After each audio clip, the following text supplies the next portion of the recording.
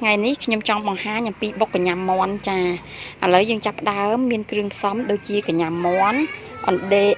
ដេងល្ក្រូចខ្ទឹមហើយនឹងគល់ស្លឹកគ្រៃម្ទេសត្រប់ក្រូចឆ្មាការ៉ុតហើយនឹងសណ្តែកដីប្រហុកលាវហើយអំបិលសណ្តែកគួរពីងប៉ោះកសក់អំពិលទុំប៊ីចេងហើយនឹងស្ករចាហើយនេះគឺជាទឹកកកលាយទឹកល្មមប៉ុណ្នេះចាហើយនេះជាទឹកសម្រាប់យើងដែលយើងដាក់ដាំឥឡូវនេះយើងចាប់ដាក់ដាំទាំងអស់គ្នាចាចាប់ដាក់ដាំទាំងអស់គ្នារៀបចំធ្វើទាំងអស់គ្នាជាមួយនឹងខ្ញុំការបុកកញ្ញាមាន់យើងចាក់ដាក់ដាំទឹកហើយយើងចាប់កាប់កញ្ញាមាន់ដែលយើងលាងសម្អាតហើយឥឡូវយើងកាប់ចាកាប់វាស្អាតចឹងមកចា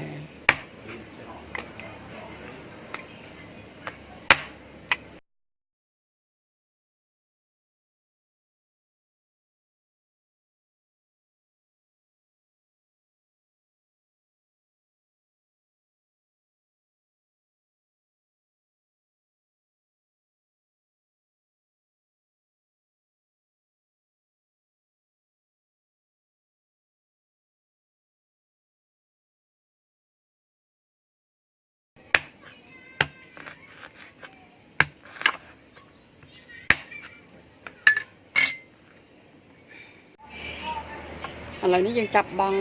គល់ក្រែងដេងដាក់វាទៅចាដើម្បីកាត់ចង្អាតចាតោះមកយើងលួចអំបិលចាប៊ីចេងចាមកឲ្យវាចាយើងក្រូបវាសិនចាក្រូបវាពុះសិនទៅចាឥឡូវទឹកយើងពុះហើយយើងចាប់ចាដាក់កញ្ញាមាន់យើងចូលចាចូល15នាទីត្រឹមតែ15នាទីក៏អូខេចា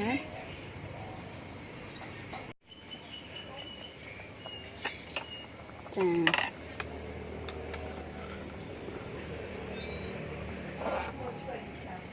ើងដួសចំពោះនេះចេញផងចា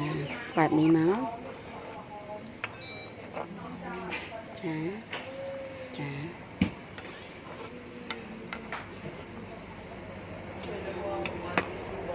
ចានេះពណ៌បែបនេះចាឆ្អិនហើយឥឡូវយើងចាប់ស្រង់ចាយើងស្រង់មកយកមកដាក់នឹងទឹកកករបស់យើងចាបែបនេះមក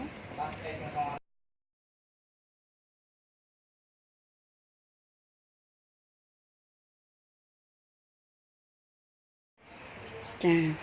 យើងយកមកត្រាំនឹងទឹកកកអញ្ចឹងមកចាទឹកកកត្រជាក់ដែលយើងដាក់នេះចានេះបែបនេះមកអូខេចាឥឡូវយើងចាប់ផ្ដើមបុកដល់ចាឥឡូវយើងចាប់ផ្ដើមបុកចានេះខ្ទឹម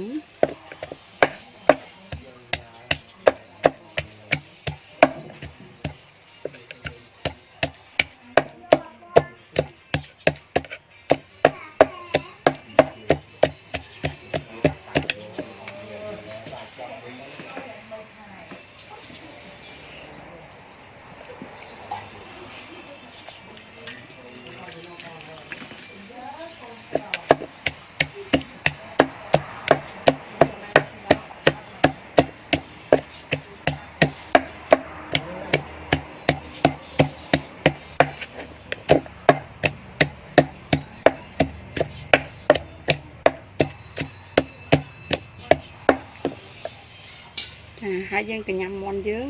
ងស្រង់មកដាក់កញ្ច្រែងមក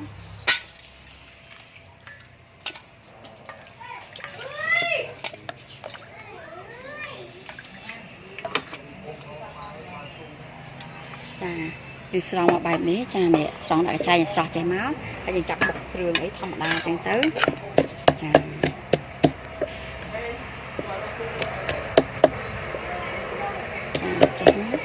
អូខេចាខ្ញុំប្រើផុកលាវប៉ានេះណាចានេះដាក់ទាំងអស់ចានេះទាំងអស់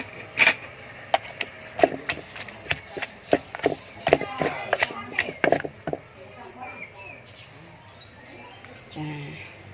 ប៊ីចេងស្លាបព្រាស្ករ2ស្លាបព្រា3ស្លាបព្រាចាផុកព្រោះផុកលាវយើងប្រៃពូកញ្ញាមុនយើងច្រើនដែរ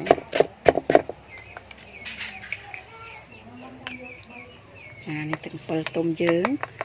ចា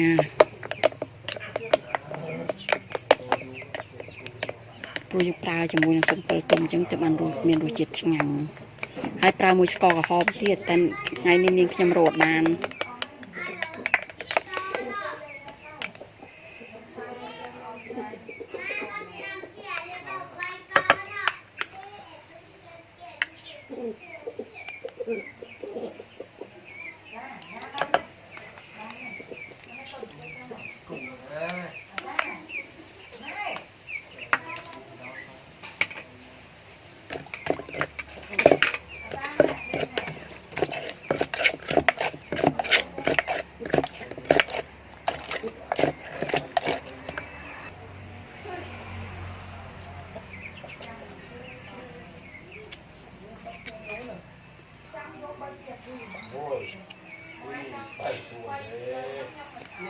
bà chăm chuyên chuyện nhóm này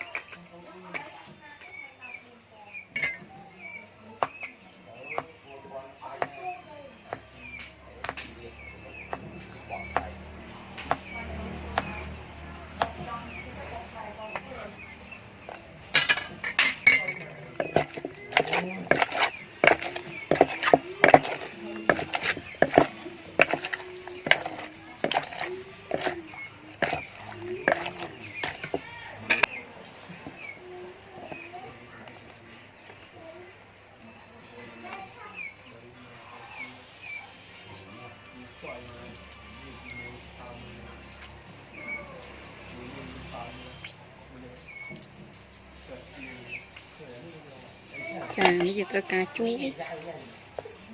ផ្អែមហឹរប្រៃចា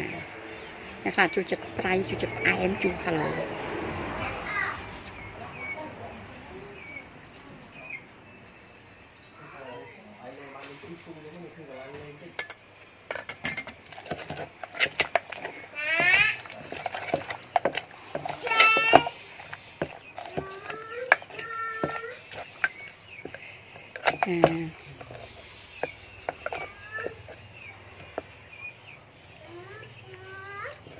ចានេះជារសជាតិតែនេះខ្ញុំត្រូវការហើយខ្ញុំដាក់កញ្ញាមនឹងចូលមក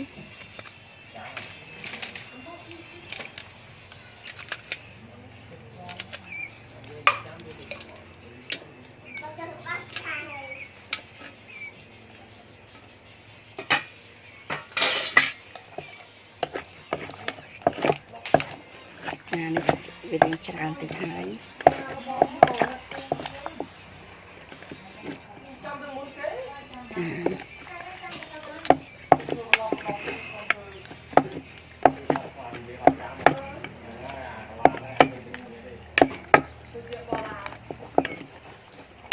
គ្រាន់តែឲ្យវាចូលជាតិទេប៉ុណ្ណឹងអូខេហើយ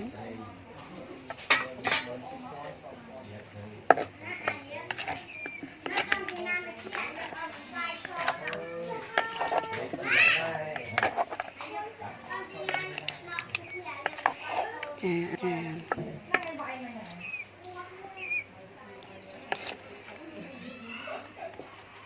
ចាគ្រាន់តែក្លុកវាមក